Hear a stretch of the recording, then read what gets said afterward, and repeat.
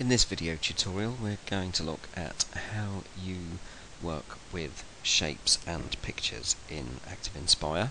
So we're going to look at how you can use the shape tool, how you can change shapes such as the colour, and how you can add pictures from something like Google Images, say.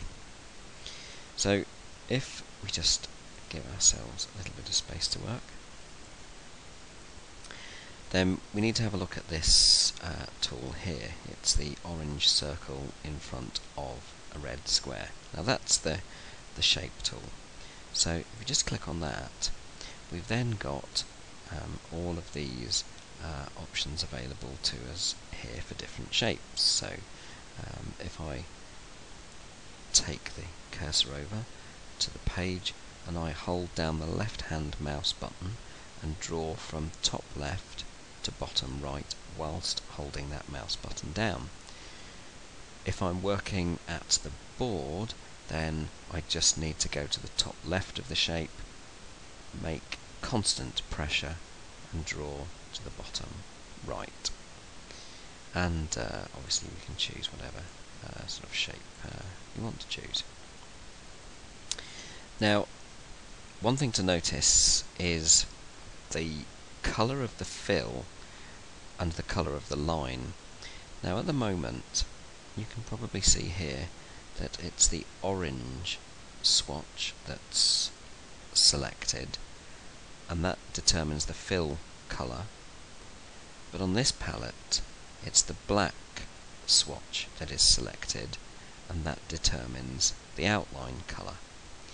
So if I just clear the last couple of shapes that I drew, we can change those and see what happens. So if I pick up green on this palette and then draw, we can see now that the fill is green, but the line around the outside is still black because I've still got black selected here. If I change that to red, draw the same shape again, then I've now got the green star but with a red outline. If I want a thicker line, then I can take this thickness slider up. So now as I draw, in fact for a while the line is so thick it doesn't even look as though you've got a fill colour. You can see that we have as we make the shape slightly bigger. There are other options available to us. If I just move the recording bar out of the way, you can see that at the bottom there's an option to click for other shapes. So we can have a little smiley face filled in yellow, perhaps with a black outline. We certainly want the outline that thick. There we go. And you've got slightly odd things there. Perhaps there's a factory there, so if you draw lots of factories in your lesson, then suddenly you can do that very quickly. There are call-outs as well. If we just clear a little bit of space, just drag that one into the bin.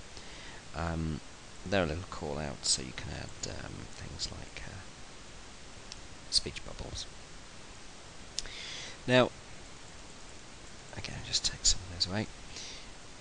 It's quite useful to be able to draw straight lines as well, so we've got line options here. If we want to draw a horizontal line, this would be black because the line selected there is black. Then we can do that, and now that will only ever be horizontal. Even if I move the cursor vertically, you can see it won't actually go in that direction. The vertical line, I have to choose the vertical line tool. This one at the top allows me to draw lines in any direction, but they'll always be straight. And obviously we can choose whatever colour we want for the line itself. With the shapes, one thing I didn't mention, if I just put a shape back in, So we need to add a little bit of space. I'll just put a call out back in, for example. If we select that shape,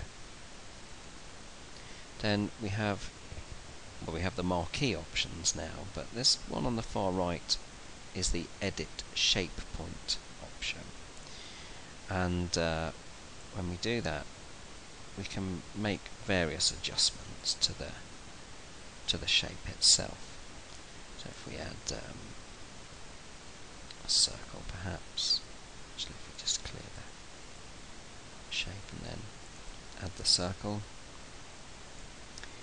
I then go back and select it and then pull up that option for the edit shape points. Then here we can make all sorts of adjustments to that particular one, and again it looks rather like the call out that we had earlier on. Other options in there, just whilst we're looking at the marquee options, obviously we've got the free move option, we've got the rotate option, we've got the translucency slider to fade it in or out, and we can make it larger or smaller, or duplicate as you would with any object. Even if you're working with text, you'd have similar options. The difference here is the edit shape points. And if we want to get rid of them, then we just drag them into the waste paper basket, or just click to highlight it and then click on the waste paper basket. If you want to add a picture, then that's very simple. You just need to go to your browser, and I've got Google open at the moment, so I'll just go into Google, and if I type in Darwin, for example, let's have a look at what we've got on Darwin, and we've got some images here that I might want to add to a flip chart. So if I view that full size, well, there are a couple of ways we can do this. We can do it in the sort of fairly traditional cut and paste way. So if I right click and then copy that picture, I'll just minimize that, and then if I go into the flip chart, I can right click and paste. If you don't like the right click, then obviously you've got all of those options in edit. We've got cut, copy, paste and delete options in there, and then obviously that's one way to bring the picture in. Another way that you can do it is just by drag and drop. So if I open another image, view that full size, then this is the flip chart here, and this is Google that I've got open here.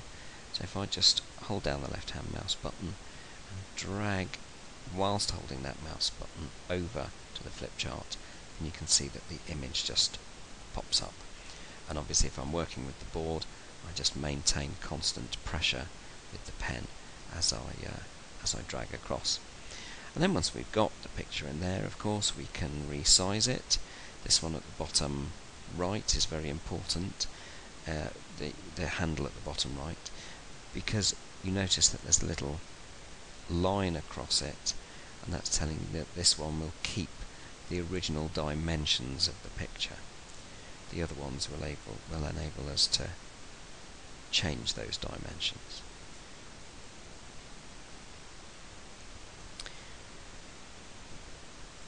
The last thing to look at is how we want to, or might want to, lock shapes. So for example, if we're working with this picture here, we might want students to come out to the board and move some text, make adjustments, but we might not want them to change that picture, so we might want to lock it in place. Well, to do that, we need to select the picture, and if we go up to the Object Edit menu, then we've got the object here to lock that picture in place. Now, as I try and click on that now, I'm just clicking with the left-hand mouse button, I'm trying to select it, you see that I can't select it. If I click with this picture with the left-hand mouse button, obviously I've now selected it, and I could move it around and make adjustments to it, but I can't with this one, so I can't accidentally change that picture in any way. We might, of course, then decide we want to change it. For example, we might think, actually, we don't want this one any longer. Well, that's fine. We can move this one over into the waste paper basket. But this one we can't move into the waste paper basket because we can't select it.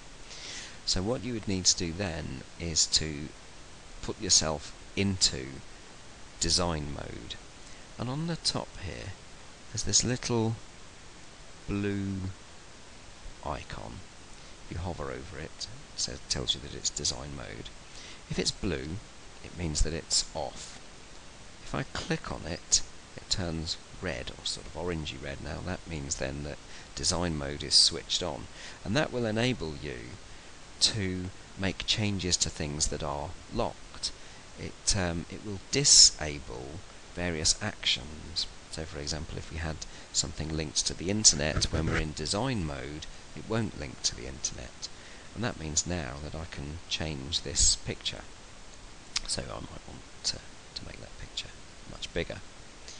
But it's very important that as soon as you have gone into design mode and made the adjustments that you want to make sure that you remember to come out of design mode, because when you're in design mode, don't forget, things won't work in the way that they normally would. And now that I've come out of design mode, that's gone blue, so I know that I've switched design mode off. Again, this picture will be locked in place.